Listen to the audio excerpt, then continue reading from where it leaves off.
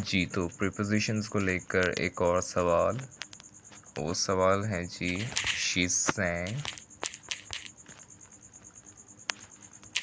Dash, she sang dash the tune of the piano, यानी कि उसने पियानो की धुन पर गाया। अगर उर्दू में इसका तर्जुमा देखें तो इसके ऑप्शंस हैं आपके पास। Option A at, option B on, option C to, option D in. जी, तो कमेंट में आप लोग बता सकते हैं जो आपको पता है। तो फिलहाल मैं इसका राइट आंसर बताने लगा हूँ खुद। Two is the right answer.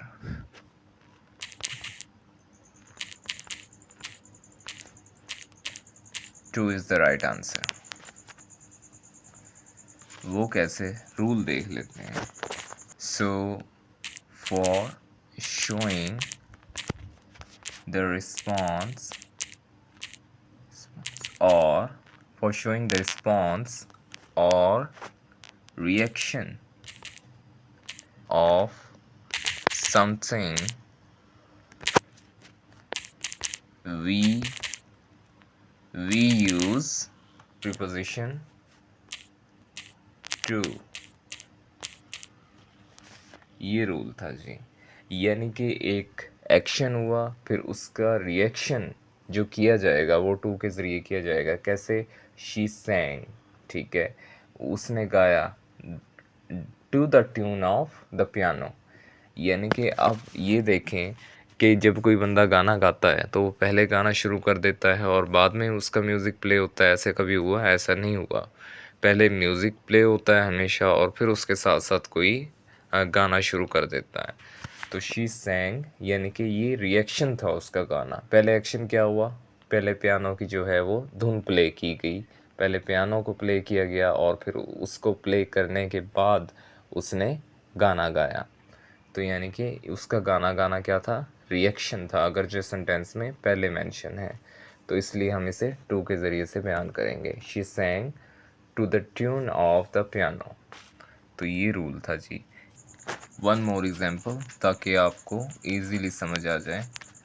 They danced to Daler मेहंदीज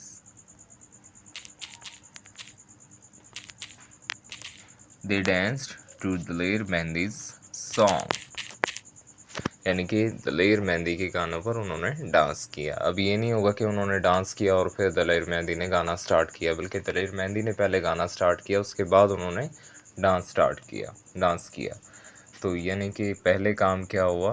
पहले एक एक्शन हुआ, दलेर मेहंदी ने गाना गाया और फिर उसके बाद एक रिएक्शन हुआ। वो क्या हुआ कि उन्होंने डांस स्टार्ट कर दिया, उन्होंने डांस किया। तो यानी कि एक चीज़ का जो एक्शन हुआ है उसकी रिएक्शन को जो उसका रिएक्शन होगा उसको हम टू के ज़रिए से बयान करते हैं। तो ये था जी रूल इसके पीछे।